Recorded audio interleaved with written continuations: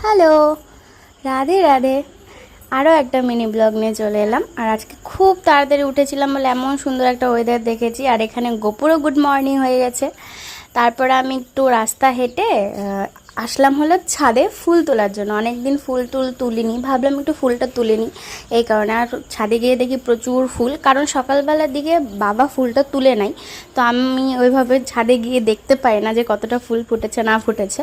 তো আজকে আমি নিজের হাতে ফুল তুলেছি, এই কারণে জেনেছি যে অ্যাকচুয়ালি ছাদে কতগুলো ফুল হয় আর কত রকমের হয়।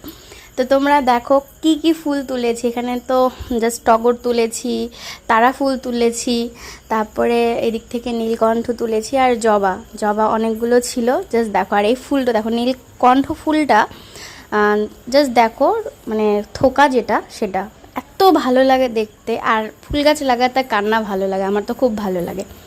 আর এই জবা দিয়েছিল 4টা, আর এখানে এই চকলেটি কালার জবা হয়েছিল 2টো। আমার টোটাল ছাদ বাগানের এগুলো হলো ফুল। আরও কিছু আছে, সেগুলো আমি রেখে দিয়েছি। চলে আসলাম মোটামুটি। আশা দিদি কি নিয়ে আসলো এটা?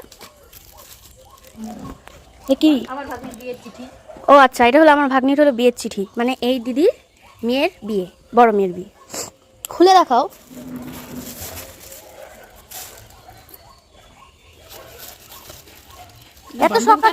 এত সকালবেলা কোথা থেকে নিয়ে আসলে তুমি এটা?